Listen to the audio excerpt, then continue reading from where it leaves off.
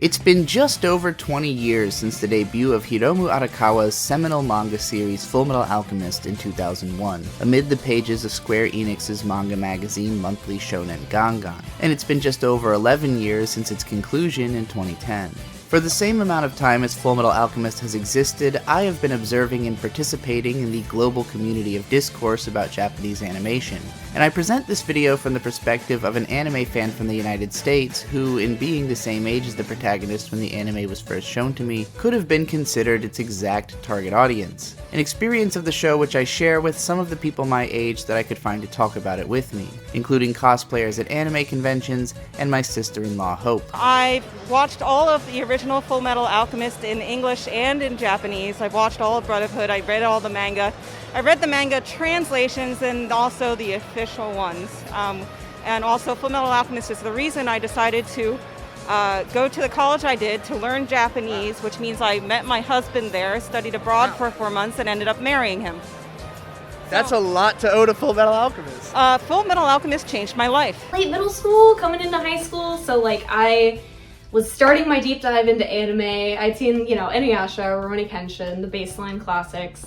But this was the first story where I felt like I really could appreciate the dynamics of the characters, how they grew and how they changed, and then the way that the story built up into such a grand scale was something I had never seen before in any of the media I'd encountered. So it was just kind of blew my mind. I too, as a scrawny, long-haired kid, went down the Inuyasha to Rurouni Kenshin to Fullmetal Alchemist fan pipeline, because I had access to Cartoon Network's Adult Swim block on Saturday nights from age 10 and onwards, coinciding with the definitional period of anime's growth in United States culture, which would turn the country into an influential market force, shaping the way that anime has been targeted and marketed to Western audiences from that point on. These were the anime which managed to associate people who shopped at the punk rock-themed mall-based clothing chain Hot Topic with people that watched late-night Cartoon Network, somehow therein fabricating the pipeline to the existence of modern e-girls and e-boys. But that's a cultural miasma too dense to cut through in just the discussion of one anime series about some kids doing alchemy in a fictionalized European countryside. My name is Trixie the Golden Witch. You can find my writing on goldenwitch.substack.com, and you're about to get a glimpse of the truth on this month's episode of Anime Alphabet. I warn you that I will be spoiling all iterations of Fullmetal Alchemist immediately within this video. Most of you have already probably seen FMA and other videos about the series, so I'm going to try and take the most interesting approach I think possible for myself, which involves talking about every part of the story right from the start. If looking at footage of this show and knowing that it's one of the most successful and popular manga series all over the world, with an anime adaptation that's been holding down a rating in the top 5 on my anime list since it aired a decade ago isn't enough to make you want to give it a try, then you might as well just watch the video anyways and decide from there. This is Trixie the Golden Witch. I'm here with Edward Elric. Edward Elric from Fullmetal Alchemist, and I have to ask you, as obviously a Fullmetal Alchemist fan, what do you consider the most memorable things from that show? The most memorable part is when Alphonse got his body back for sure. You've seen Fullmetal Alchemist before? In a long time ago, yes. What do you remember from it, if anything? Clap your hands on the ground and magic. That's extremely accurate. I'm reliving the whole thing right now, so I think when Lanfan comes back and she has her new arm and she smashes. I remember that badass that incinerated the dude.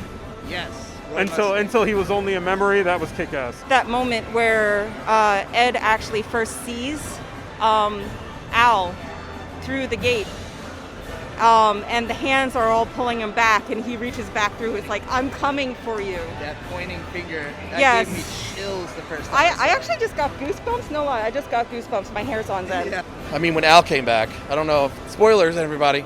You're the second person to give me that answer, actually, today. And I don't want to talk about the dog. I'm not going to go there. Everyone talks about that one.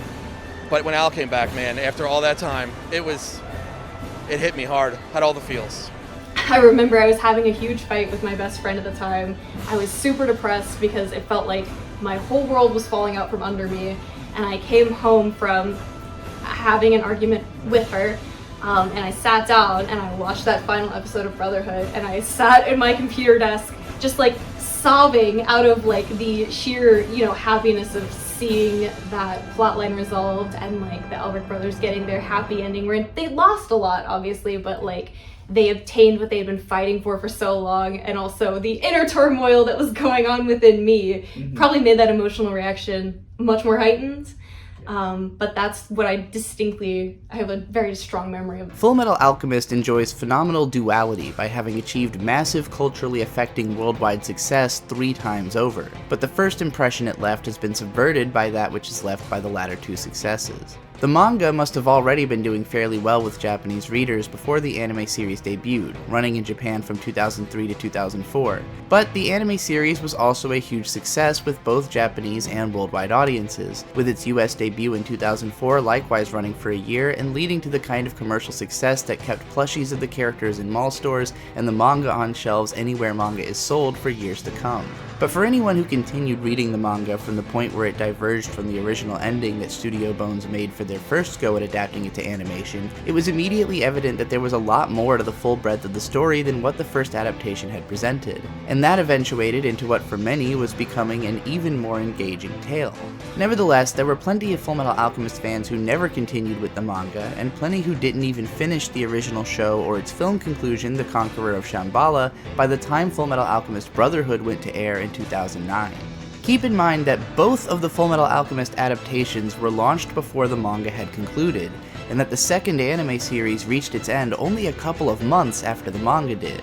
This meant that if you were waiting for the manga to be translated through official channels and released through graphic novels for you to buy in countries outside Japan, it was probably easier to see the ending by watching the last episodes of Brotherhood online than it was to get a hold of the manga's ending first. This second adaptation managed to be even more explosively popular on a global scale even faster than the previous one did, and brought the manga to new heights of worldwide acclaim by drawing so much attention as a more faithful adaptation. How do you feel about the 2 different Fullmetal Alchemists? Which one do you like more? I would say Brotherhood because it stays true to the actual story versus the first series.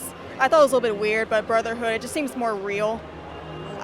Von Hohenheim, he's kind of weird in that series, to be honest, and he seems like more like of a better person in Brotherhood. Like when he was like with other women in the first season. Yeah, he it's wouldn't just, be like that. Yeah, he would not be like that. The movie was kind of like about refinding Al, and there was no real...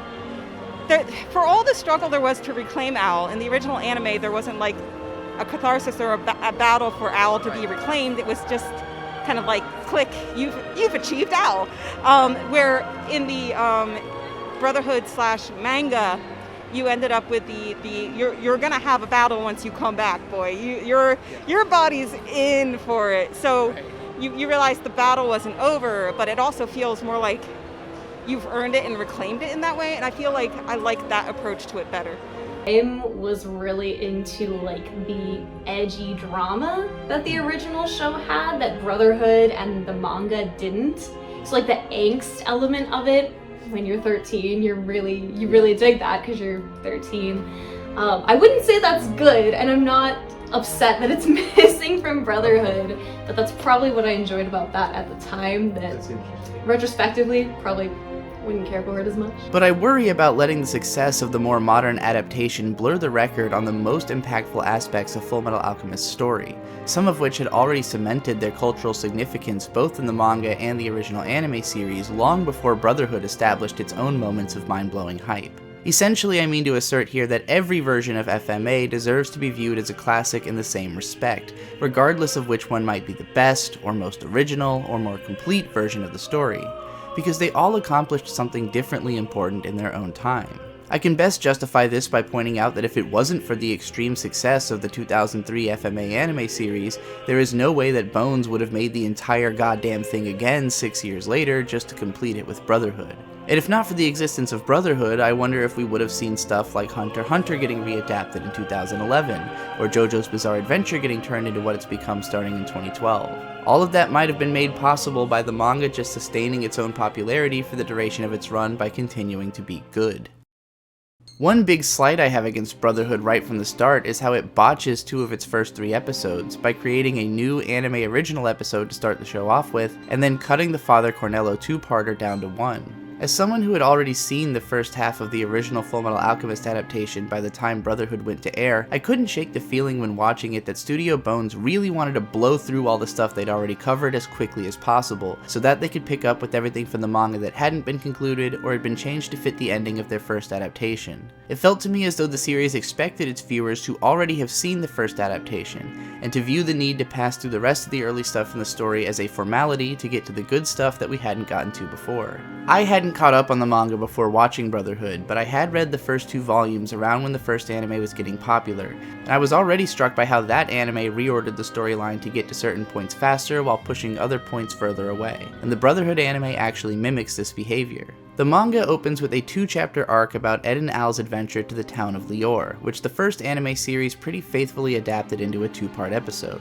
Brotherhood instead opens with an original story set in Central, with many of the more recognizable faces from later into the series running around, presenting what I would call a sort of vertical slice of Fullmetal Alchemist action. It's like a vague reminder of what is Fullmetal Alchemist, that actually ends up being more over the top than most of what happens in the bulk of the story, and maybe doesn't work as well as fan service as it seemed intended to. Whatever the case, a lot of people have just sort of written this episode off completely as non-essential when considering the series. That episode is followed then by one of Ed and Al's backstory, and then by a condensed version of the Lior story without as many dramatic twists and turns. Now in fairness, the first anime adaptation also goes straight to a backstory in its own 3rd episode, which doesn't exist in the manga. The manga instead next continues with the adventure of Ed and Al visiting the mining town of which Yoki is in command. This chapter is adapted in episode 8 of the original show, but that show thought it more important to flesh out the extremely memorable dramatic backstory of the boys as soon as possible, and then to insert even more independent adventures of them visiting towns and helping people as anime original episodes during the opening stretch of the show's run, when it's still bouncing around temporally through the kids' preteen years. What's crazy about Brotherhood is that it just doesn't fully adapt chapter 3 of the manga at all. In fact, even though Yoki plays a bigger role in the story in Brotherhood than he does in the original, he straight up just arrives in the show without explanation at some point, and then doesn't have his story of encountering the brothers explained until way the hell later into the series as a super condensed flashback. Fullmetal Alchemist is an epic adventure series, although I think its pacing causes it to get bogged down in a few places for an amount of time that makes them feel more definitional to the common memory of the series. The manga started off with several one-shot adventures that established the themes of the story extremely well, and explored the broad concepts of the conflict that drives its world building.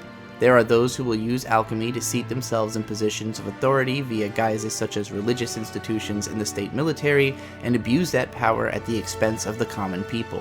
The original anime adaptation understood that FMA was fundamentally an adventure story, and thus gave Ed and Al more adventures to go on. Not all of these became what I would necessarily call essential episodes. Some are lame, some are entertaining, but all of them contribute to our grasp of the story's core themes by directly representing similar ideals to the Elric brothers in a way that challenges theirs. Watching these episodes in a vacuum where you don't think of them as extraneously added into the manga, there's no reason to question them really as part of the FMA experience, as they only help us to bond with the characters even more, so that when the emotional beats of the story are hit, they hit that much harder.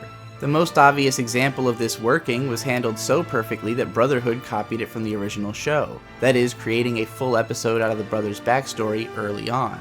I think it's easy to take for granted that the manga only gives us the broad strokes of Ed and Al's backstory in the 2nd chapter, and then doesn't fill in any more of the details until Teacher comes into the story during Volume 5 and asks the boys to tell her everything. It's at this point that we first see how the kids practiced alchemy as children, how their mother died, and then how they were taken in and trained by Sensei and left on an island for a month to learn the truth of alchemy, and then how they secretly ran off to go try and bring their mom back to life and fucked up, causing them to lose their bodies, and Edward Elric to catch a glimpse of the truth, and then we see how he spent a whole year in recovery after receiving his iron limbs and getting invited to the military by Roy Mustang.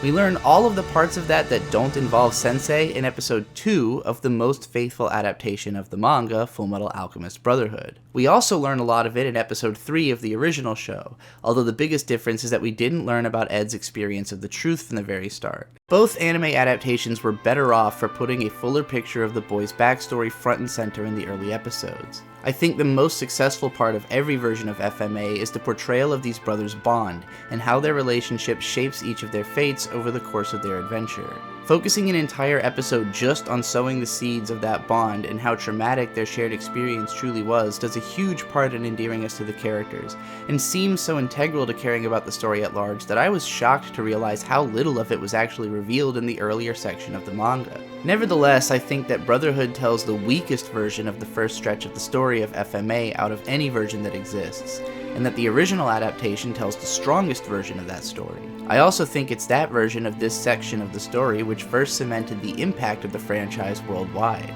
The Lior two-parter works better than the single-episode version we get in Brotherhood because it not only makes a lot more sense as a pilot adventure coming at the start of the story, instead of being weirdly inserted after the backstory in episode 3, but also because it's fleshed out enough to be a memorable story in its own right.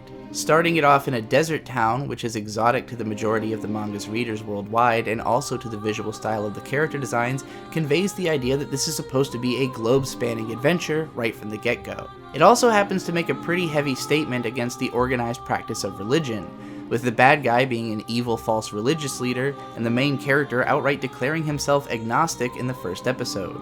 I don't know how much impact this line had with the original Japanese audience, but it certainly resonated with a sect of skeptical kids in the United States. When I bought the first volume of the manga, and I was flipping through it in the car on the ride home with my mom, and it's the scene where they're in the church with Father Cornello, and Ed is on the pew, and he mentions he's agnostic. Yes. And I was like, agnostic? And I'd never seen that word before because I grew up in a Christian school, a very Christian home, like, there was never any alternative to Christianity. And I was like, agnostic, I've never seen that before. And I asked my mom, like, what does that mean? And she was like, oh, it's just someone who, like, doesn't believe in a particular God.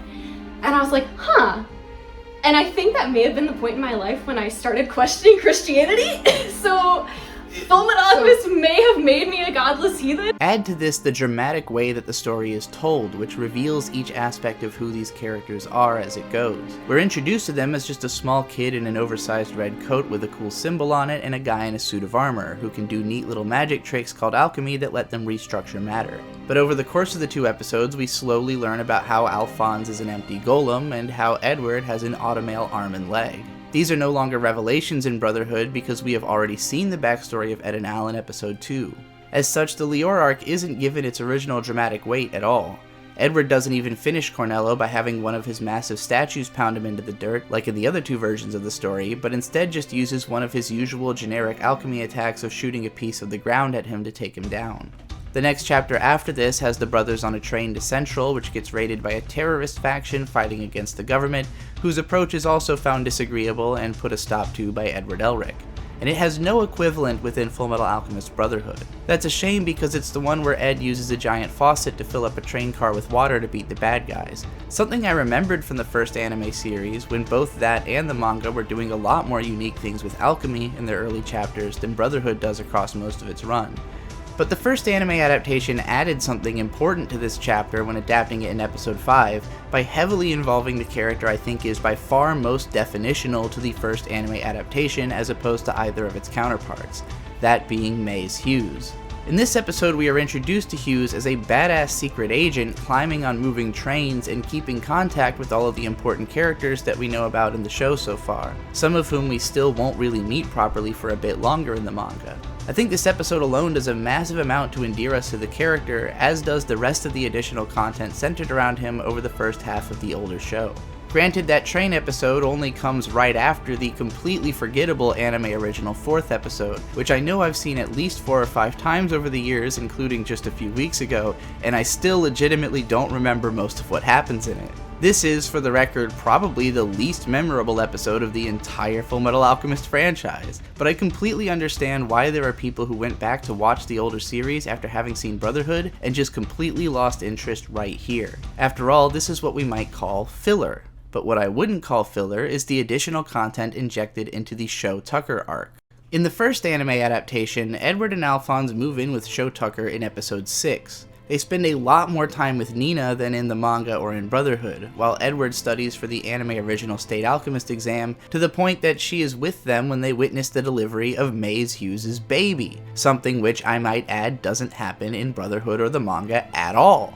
Instead, there is a scene of Winry witnessing a birth in Rush Valley, which was cut from the first anime adaptation, assumably so that it could be inserted much more meaningfully at the start. After you've had a week to think about how comfy the ending of that episode was, that's when you find out that Tucker made Nina into a chimera just like he did his wife to keep his State Alchemist license. That shit was brutal, and the much darker, grittier visual tone of the older adaptation sold it a lot harder too, and not just because it didn't condense the whole story into one episode like Brotherhood did. Following the Nina arc, the original manga shifts straight into the introduction of Scar and the huge battle with him in the streets of Central that leads Ed and Al on a trip back to Risenbul. And Brotherhood takes the exact same route. Much of what was added into the first adaptation was memorable in its own right, and helped to flesh out the aspects of the manga that only came off as even more weightless in the Brotherhood adaptation. Barry the Chopper, for instance, is introduced in the manga and in Brotherhood as just another of the souls bound to armor guarding the 5th laboratory alongside the one who shares expository dialogue in a fight with Edward Elric. In the first adaptation, Edward and Alphonse's time spent with Sho Tucker is actually pushed earlier into the timeline, so that it becomes explicit that the boys came to Central and stayed with him almost immediately after Ed was finished recovering from the attachment of his automale limbs.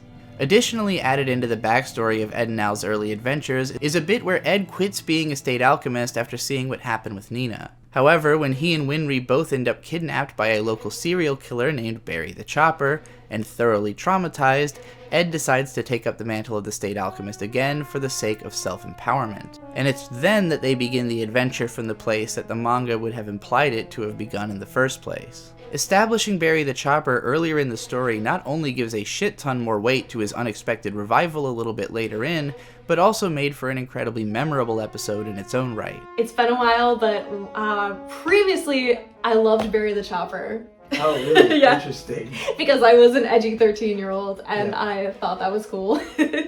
I remember, actually, now that you mentioned it, distinctly loving the Barry the Chopper episode of the original series growing up. It's one of the things that I think is like one of the additions that you feel the loss of, because A, Barry's just not an established character when he shows up later in Brotherhood, so it's just like, hey, there's these suits of armor guys, and they're fun and wacky, but like, there's a real sense of threat and continuity in the original that like this character was set up, he already fucked with Ed when he was younger, you know, and it was like a really traumatic seeming experience for Ed, and you know, I think that was probably one of the scenes that sold people on Vic Mignogna's performance of him at the time. Yeah. I'm sure it won't sit right with everyone that Barry the Chopper is presented as dressing up like a woman in order to lure other women into his orbit and kill them, but that kind of twisted setting is also what makes him fascinating to some viewers. And the scene in which he torments Edward is presented extremely well as a horror scene. We really see Ed for the child that he is when he's flailing around with an arm missing, scared out of his mind. And the vocal delivery of this scene in both the Japanese and English dubs of the show were very memorable parts of this very famous role for both actors Romy Park and Vic Mignogna.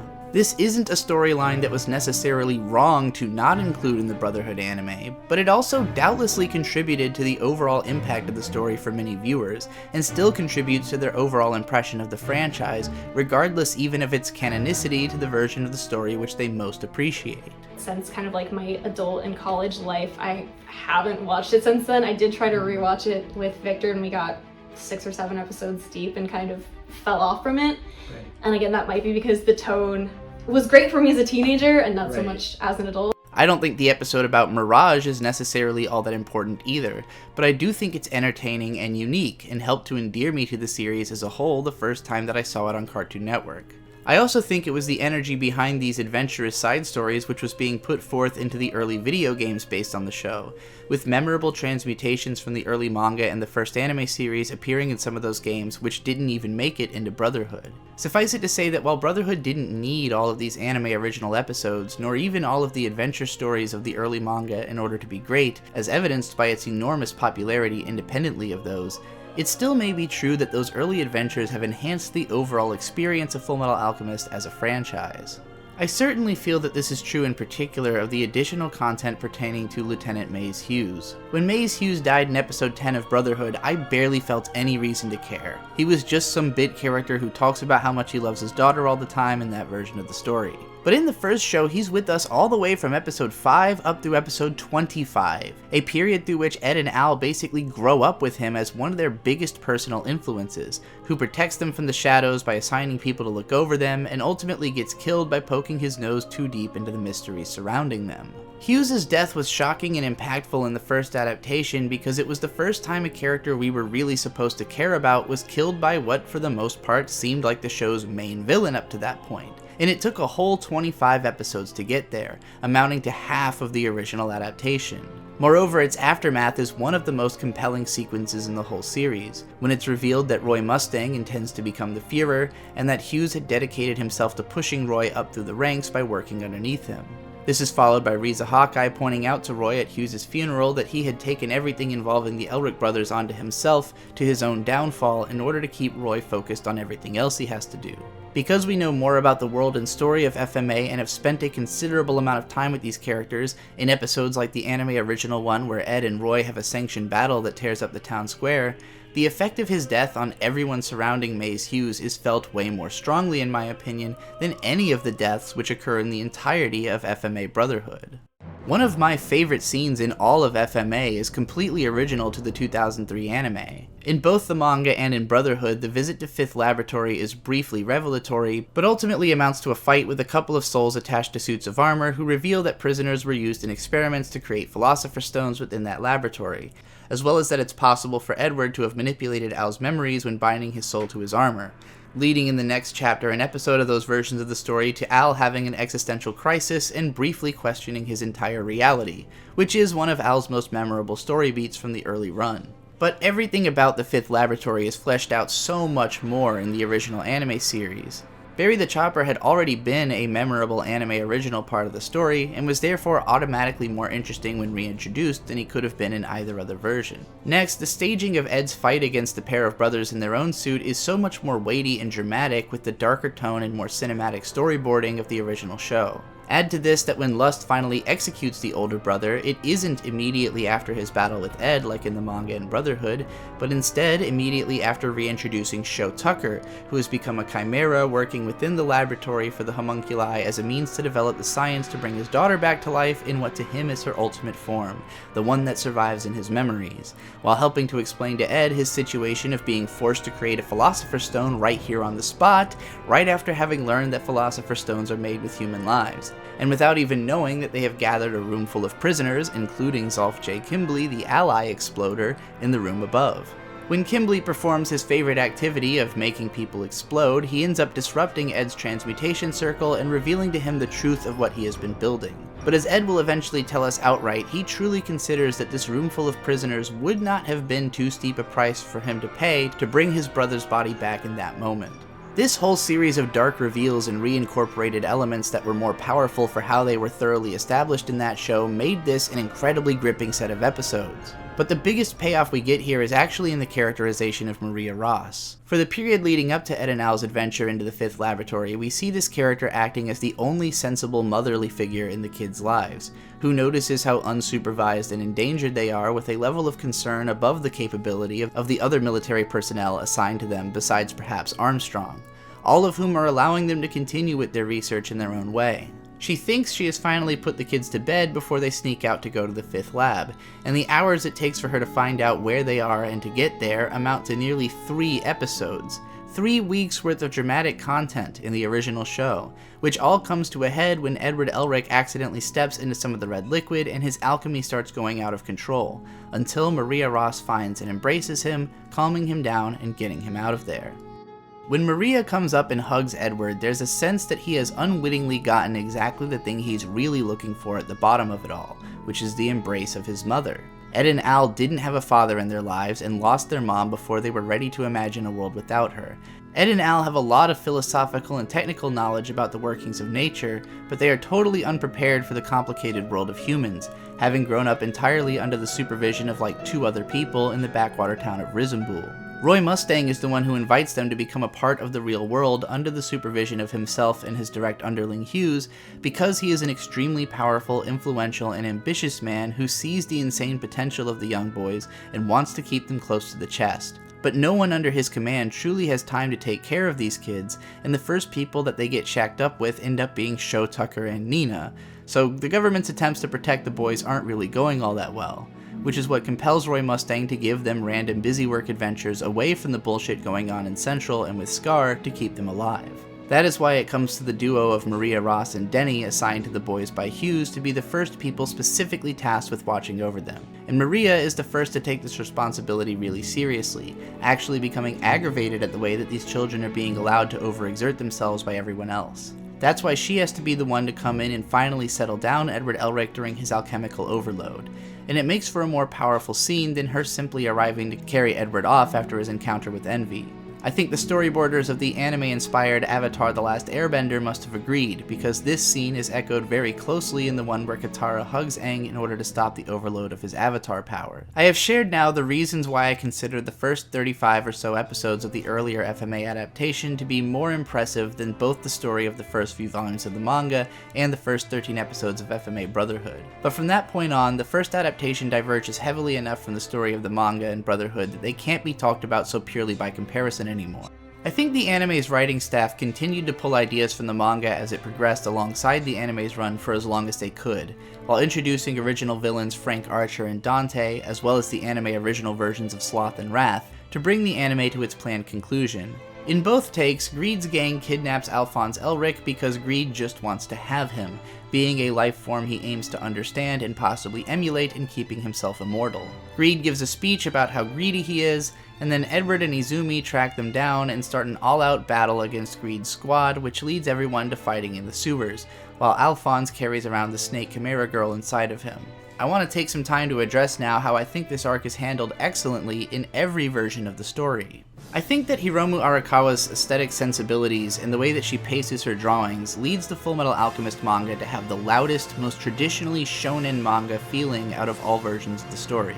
While it is still very dark and serious and deals with some pretty big ideas and a sweeping story with tons of characters and plot points to keep track of, it still focuses mostly on a page-by-page basis on showing characters in really badass moments. The dialogue is emotional and the characters very intense in all versions of the story, but I think that the writing is most consistent with the visual tone of the series in the manga, where all of it conveys the impression of trying to be badass first and foremost.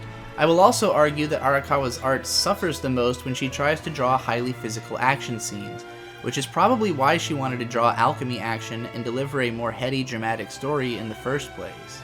Whereas I think the manga excels in showing the characters' personalities through their expressions and conveying emotional tone through panel layouts, I think the actual anatomical detail and sense of flow in her action scenes is lacking in comparison to what Studio Bones is able to provide in all versions of their anime adaptation.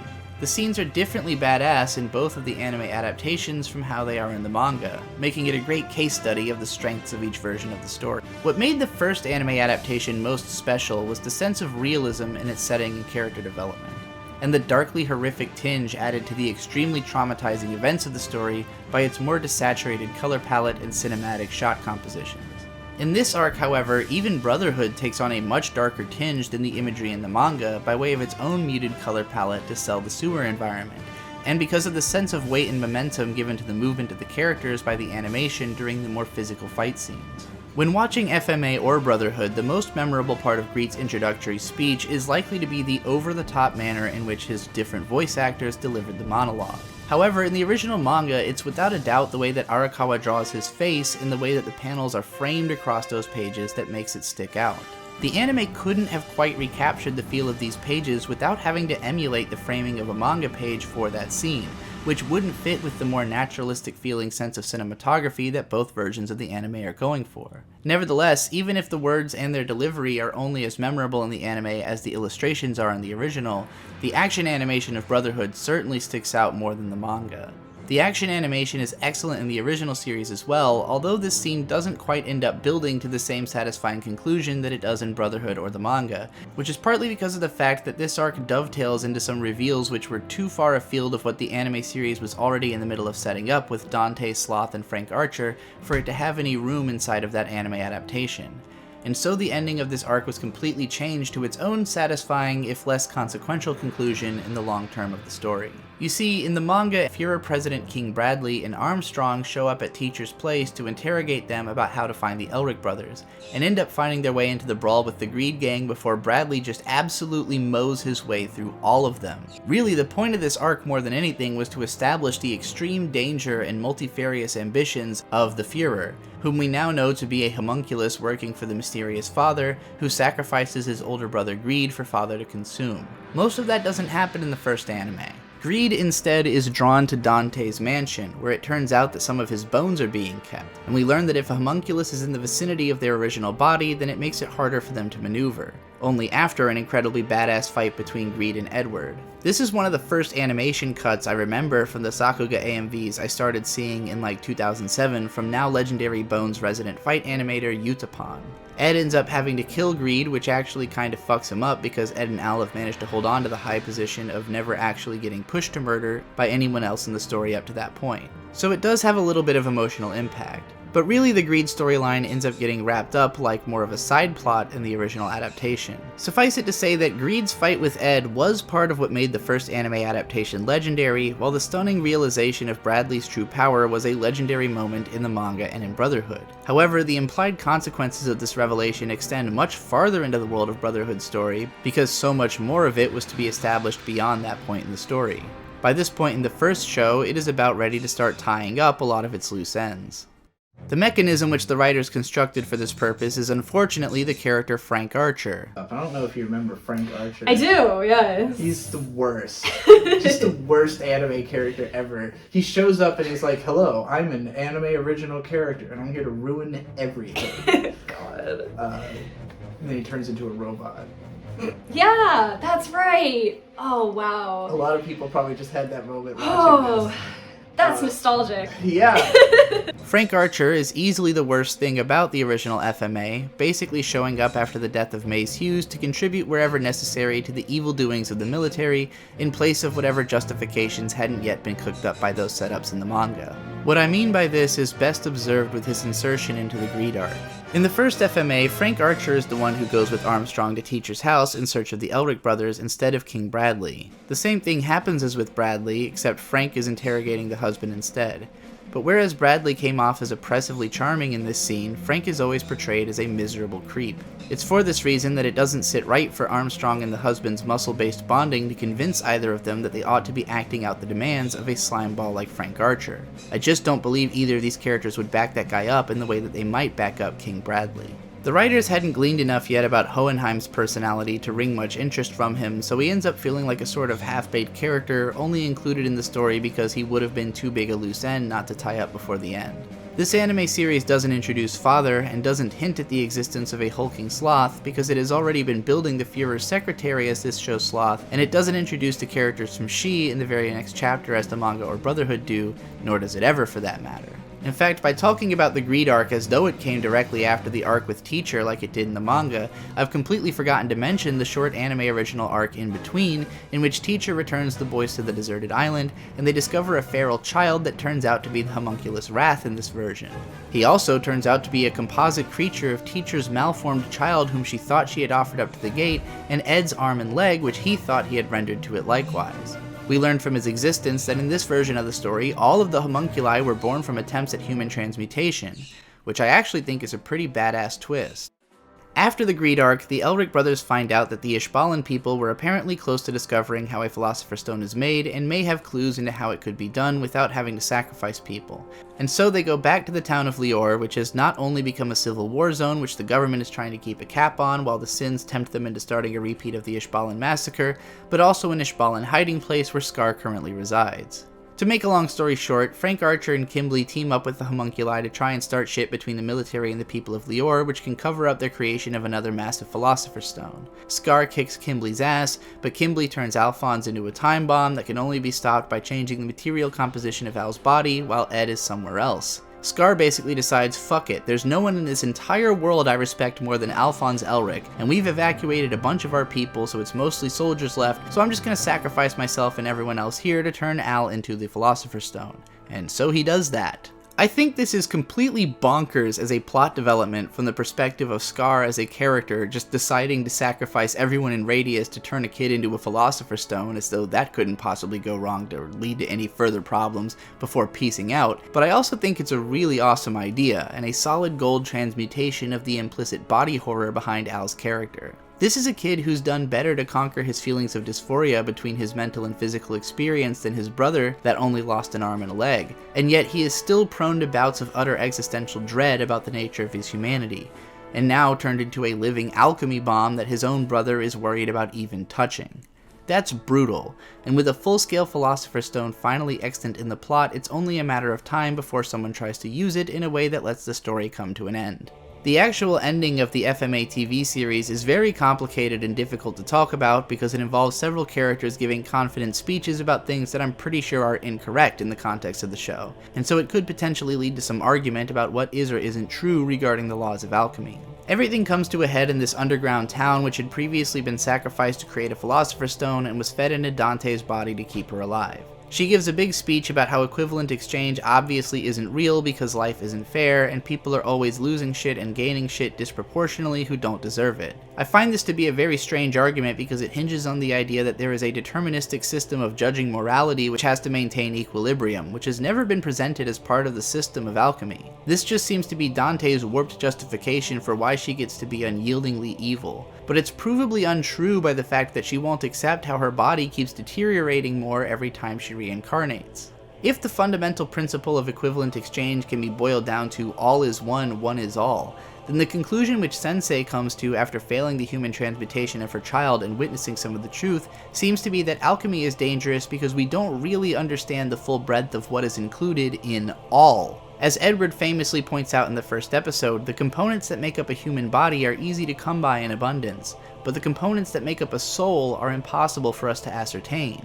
Everyone who sees a glimpse of the truth becomes totally sure that human alchemy is in fact possible, but also that they can't figure out how the equivalent exchange works without, they think, getting another glance at the truth. By some convoluted means I don't understand, Dante uses Rose's baby, whom it's implied she was impregnated with when the military just snatched her off the streets and raped her, because series composer Sho Aikawa is an unimaginable edgelord, to open up the gate and send Edward through it so he can figure out what's the deal with that thing anyways. As it turns out, our very own world of Earth in the aftermath of World War I is on the other side of the gate, and Edward meets his father there, who is relieved at the idea that equivalent exchange doesn't exist. Even though I'm still pretty sure that isn't true. What seems to be revealed by the ending of the show and expanded on in the Conqueror of Shambhala is that these two worlds are tied together by a polaric system of equivalent exchange. And so when you start messing with shit you don't really understand, like soul data, the equivalency is felt on the other side of the coin in the world where alchemy isn't even apparently possible. What gets Edward resummoned to his original world is that Wrath tries to use the Philosopher's Stone to bring back his mother, and ends up instead getting his arm and leg sacrificed back into the gate, which I guess makes it so Edward can re-emerge. Honestly, the logic for a lot of this stuff doesn't seem as important as trying to wrap up the story does at this point. Envy ends up stabbing Ed through the chest, and since Alphonse can see that Ed isn't quite dead yet, he's like, fuck it, this is an acceptable level of human alchemy that I can deal with, and sacrifices himself to the gate to bring Ed back to life. However, I guess because Ed has now seen enough of what's on the other side of the gate to understand how the equivalent exchange system works between them to some extent, he then opens the gate and trades himself over to the other world in exchange for Alphonse getting his body back in the original world. We are also told that the rebirthed Alphonse has no memories of the 4 years of his life that he spent inside the armor suit, and is only physically as old as he was when he lost his body, implying that those 4 years had to be given up in the equivalent exchange. Again, the point seems to be mostly that the rules are too big to control.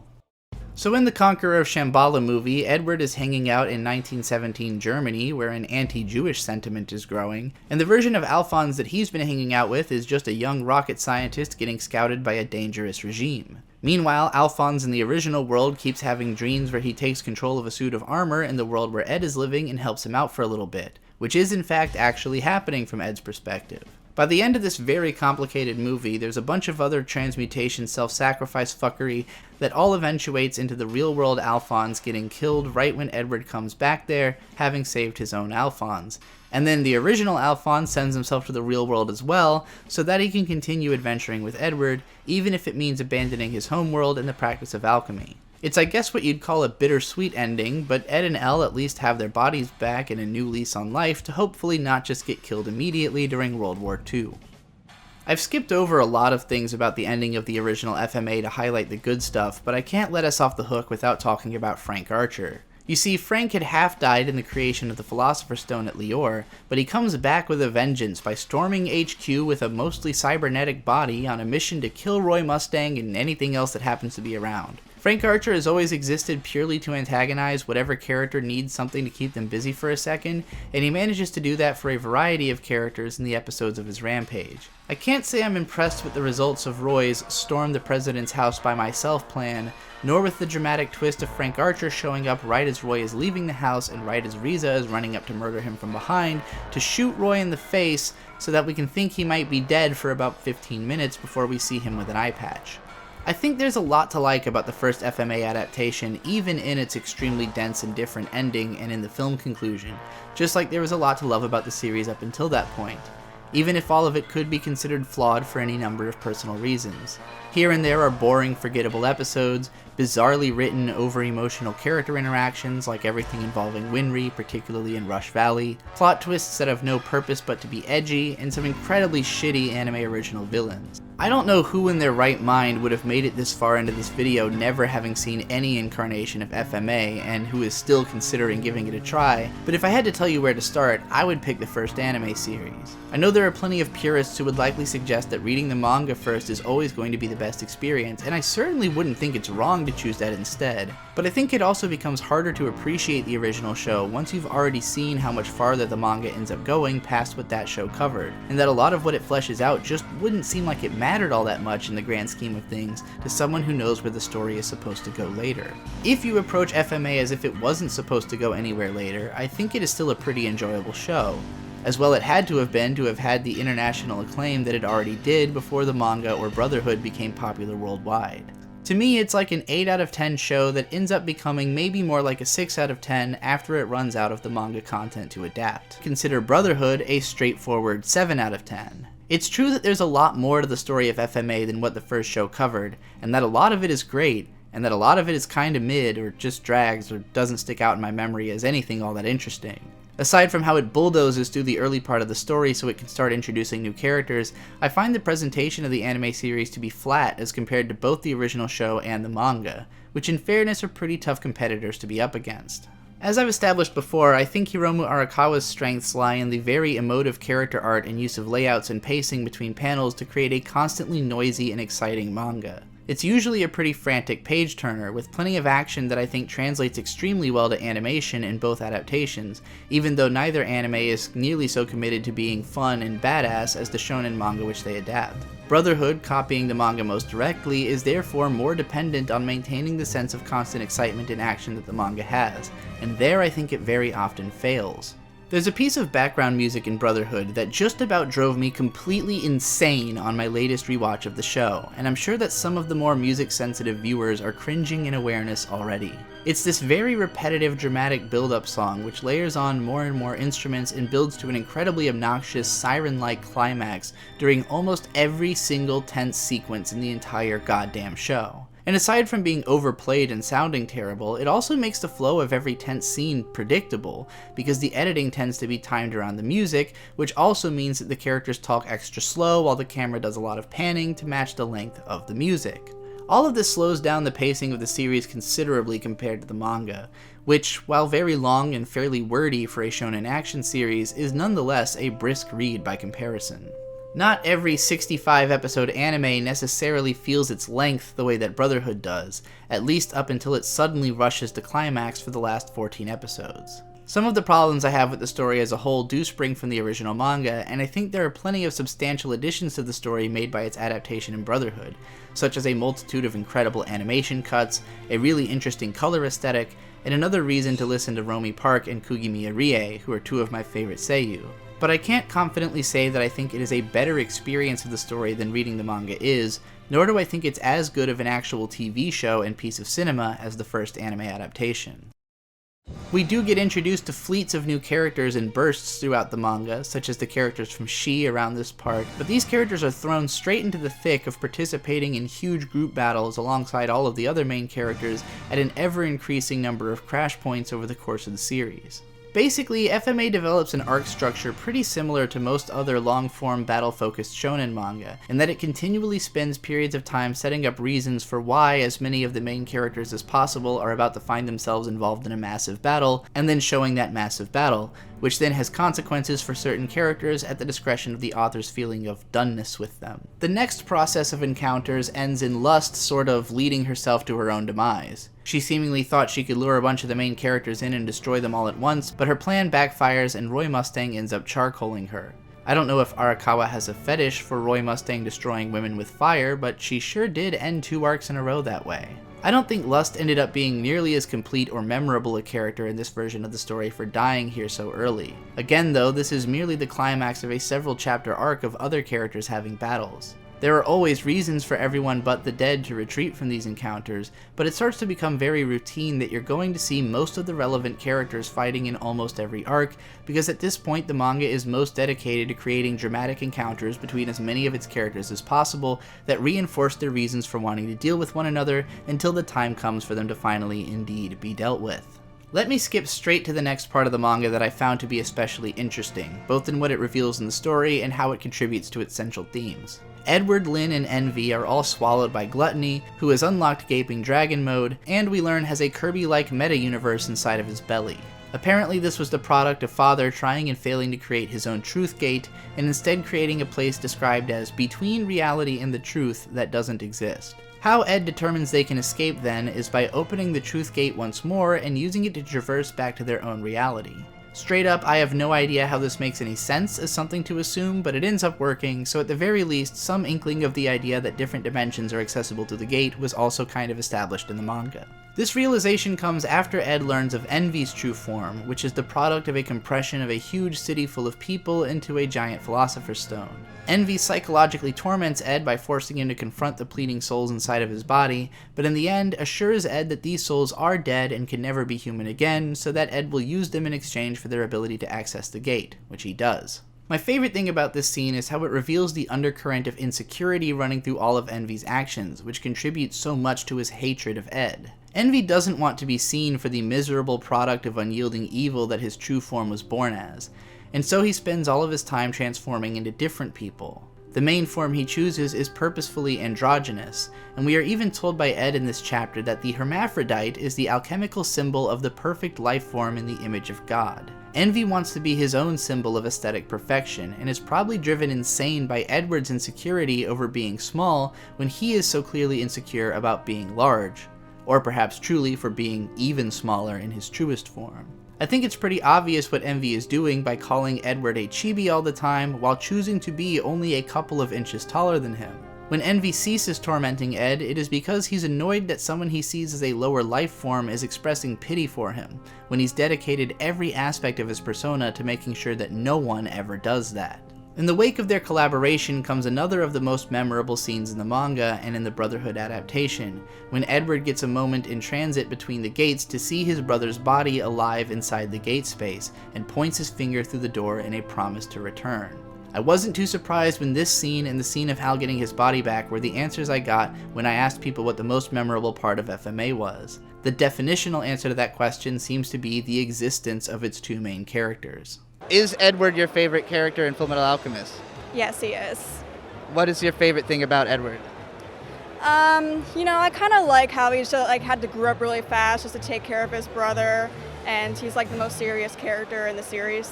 His attitude, his always willingness to strive forward, even against the odds, and how he was always trying to overcome the fact that he was short. Who's your favorite character in FMA? Alphonse Elric, hands down. I definitely identified with him. I'm the younger sibling and everything like that. And the combination of being smaller, innocent, but also definitely the dependable one, I get that, and I definitely identified with him a whole bunch. Ed and Al's relationship is special because it was constructed from the outset to be the strongest bond we could conceptually imagine between two people. Ed and Al were already close in age and raised by a single mother from the start, and so they ended up doing pretty much everything together because they were the only people around to do it with. Their mother's death is the worst imaginable trauma that could have befallen them at an age when they might be capable of taking care of themselves, and they're taught how to do that in the harshest way possible. There's really no rest for this pair, and since they're both so desperate and deeply committed, it is very easy to be sympathetic to their ambitions, even as the show gives us every reason that what they're doing could possibly be wrong on its way to letting them find a way to do it right. The first show never quite gave us what was implied as the win condition of the story, of Ed and Al getting their bodies back and the chance to live out their lives. It kind of happened in Conqueror of Shambhala, but in the most deliberately backhanded way that it could. The moment in which Ed points at Al through the gate in Brotherhood is practically our reassurance as viewers that this time it's totally gonna happen for real. That promise being made so powerfully in the imagery and then delivered on so well at the end of the story has stuck with people, I think, far more than many of the abundant small details which kept the story interesting in places along the way.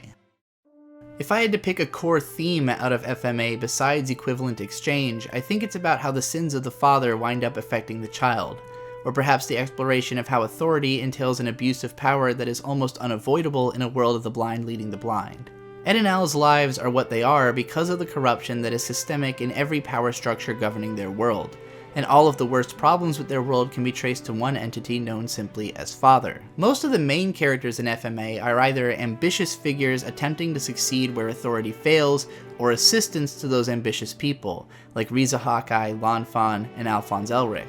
Al is the closest one of these characters to being a functional stand-in for the person that he's following. But the most important difference between Ed and Al's personality is that Alphonse might be content to abandon the journey to restore his body if Ed had been willing to give up on it. It's only that Ed would never give up on it. Alphonse is the one who has made more peace with his circumstances, because in Ed's mind, Ed was the most in charge, most at fault, and the one who suffered the least consequences. There can be no equivalence of exchange for him until he gets his brother's body back, and so too can Alphonse never imagine abandoning the brother who sacrificed an arm and a leg just to keep his soul in this world. Even though there can be no exact equivalency between them, it is their operation from the viewpoint of equivalency which makes them such a powerful combination, of whom either one would protect the other's life as if it were their own. Following Edward's reemergence from the gate is a battle to establish the power level of Father, and the reveal that Father is keeping Ed and Al alive for a deliberate purpose, and also the placement of Greed's soul into Lynn's body, leading to his own inner conflict from there on. All of this is really fun stuff, but once again, it mostly involves changing the circumstances of the characters so they can have an arc about something that doesn't really add very much to the overall message of the series beyond what we've already got. In fact, that's pretty much how I describe the entire rest of the story from that point on. Some of the characters we meet along the way, like Armstrong's sister Olivier, have cool designs and leave an impression with their personality, but don't end up adding all that much conceptually to the story. I would consider Olivier a good fit for the story in that she foils Roy Mustang with her position within the military and runs an uber-tight, loyalty-driven ship that has a different culture from the main sect of the military we've gotten to know in Central. But it's hard to shake the feeling that these characters only existed so that there could indeed be more characters and locations in the story. I wouldn't be surprised if Arakawa had planned from early on to eventually go visit the northern part of the country, but by the time she actually got there, I think she had overplayed her hand by introducing Father and revealing so much of what's going on at the top of the military conspiracy beforehand. Too much of the story now feels like it's just filling in the details on how the answers we already know about what's going on were justified, and checking all the necessary boxes to get our characters from the position of vaguely understanding what's going on to having the ability to do something about it. A bunch of this process centers, for instance, on identifying Selim Bradley as Pride, and dealing with the terror that he brings underground in the country-spanning tunnel system that Sloth is digging to make an alchemy circle out of the entire country of Amestris.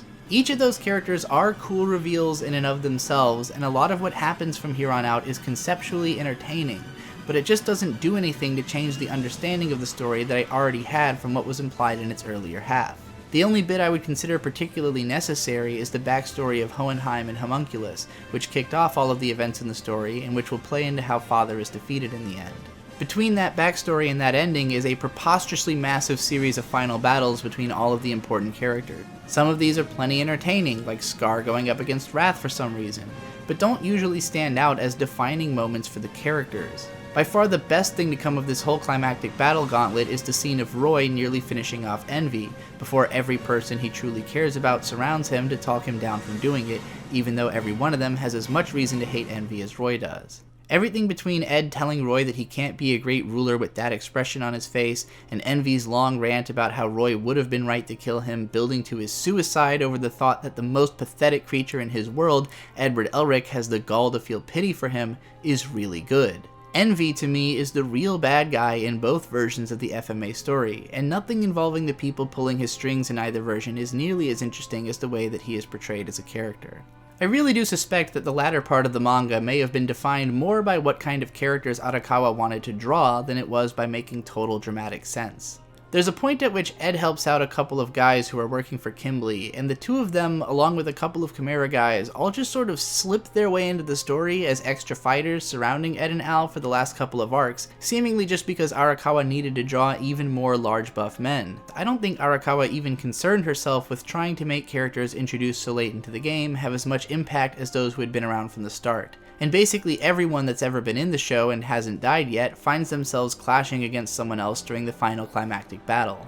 Again though, fights like Sloth vs. Armstrong, while cool to look at, don't change anything about how we will look at those characters from then on. There is one really great moment during the final battle in which Alphonse Elric is sent beyond the gate and has the opportunity to reclaim his body, but decides not to yet because that body wouldn't be strong enough to actually participate in the fight, and so he runs off promising to come back.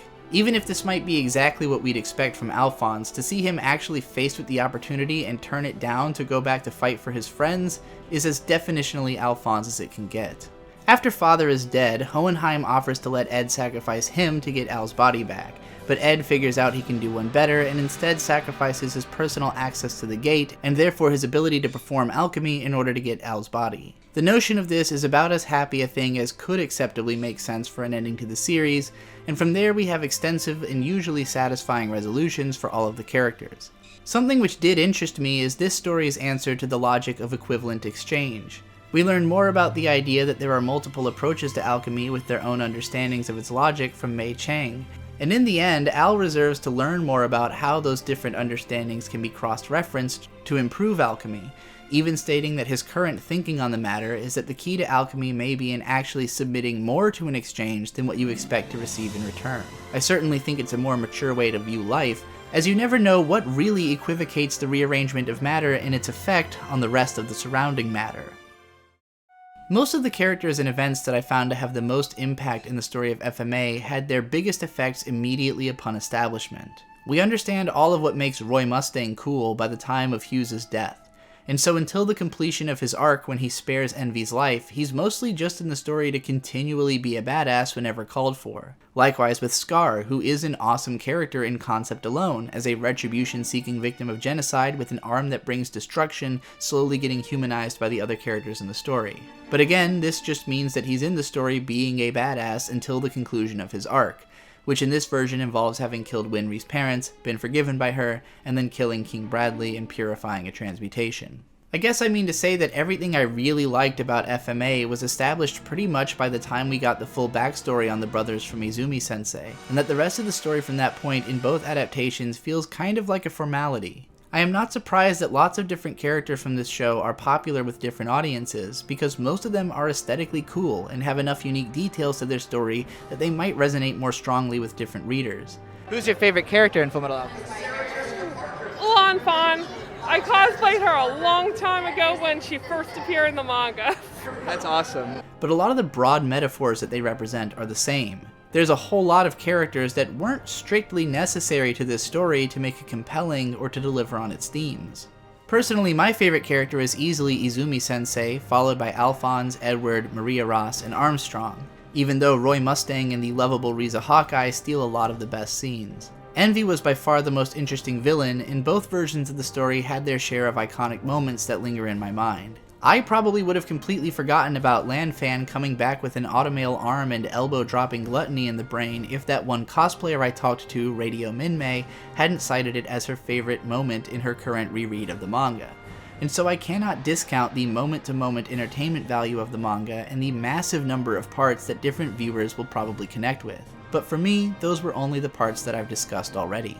Hopefully this isn't too unsatisfying a conclusion to reach about a franchise I've just spilled so many words on, but frankly that would best reflect my own feelings about the story of Fullmetal Alchemist. I really do think that the series is first and foremost an assortment of really awesome ideas built on a very resonant thematic framework which does a great job establishing its world and mysteries before taking its sweet time answering all of the questions it's raised, with long-winded explanations for why people happen to be in the places that they are and what they hope to accomplish, bookended with ridiculous amounts of big action scenes. I've hardly even talked about the obvious reasons that Fullmetal Alchemist was able to catch on so heavily in the West, such as its European setting and characters, or the fact that they're drawn brawnier and thicker than those in most anime and manga. I also think it is more particular to Western tastes to see a big, complicated story with lots of characters and moving parts pare down to a satisfying conclusion. By this I mean to say that it's much more common for manga to be designed in the name of continuing forever, and then rush to conclusion as soon as they run out of ideas. FMA could possibly be accused of this, but it really does spend more time winding its story down than it does winding it up. At 65 episodes, telling a story that eventually accomplishes its original stated goals with definitive resolution for every character, I think Brotherhood appeals to a desire for media closure which seems to be more pronounced with Western anime fans. Fullmetal Alchemist is so specific in the ways that it most succeeds that it's not so easy to trace its direct influence on works to come. Fundamentally, it is structured like a typical shonen action manga, and yet it conveys such a different tone and establishes such unique rules and mysteries that it doesn't quite feel like any other show. I think this might be the very best reason to watch Fullmetal Alchemist, that for all of its formality and structure, it has so many rich ideas for how to detail its story that something in it is almost bound to have a little bit of impact on anyone that can connect with it at all. I certainly resonated with the characters from the first time I saw the show, and enjoyed each version of the journey to some extent, even if I've lost a lot of interest in the show after being exposed to it as many times and over as long a period as I have. I completely understand why it's had as much impact as it has, including on me when both the original show and Brotherhood first became viewable to me, but I don't think the story could ever have as much impact on me again, as I can boil down the parts of it that really matter to me to such a small percentage of the story. I am sure that most of you will feel differently than I do about this series and have your own explanations for those feelings, which I'll be interested to read about in the comments below. If you haven't already seen the other episodes of Anime Alphabet, each of them has promised sequels to come when those videos reach certain view counts. I've done all the discussion of Fullmetal Alchemist that I think I will ever care to in this video, but when it reaches 50,000 views, I will look into Hiromu Arakawa's next popular manga series and anime adaptation, Silver Spoon, and make a video about that. The next episode of Anime Alphabet is going to be about another military drama full of pretty boys, but this time it's set in space. I'm talking about Ginga Eiyu Densetsu, or The Legend of the Galactic Heroes. Look forward to that on January 4th, and check out my music channel Branches of Yig, where I review albums, interview artists, and post my own music as well. Support my work and get access to hidden articles and podcasts on goldenwitch.substack.com or by contributing to my Patreon, and never forget, anime forever.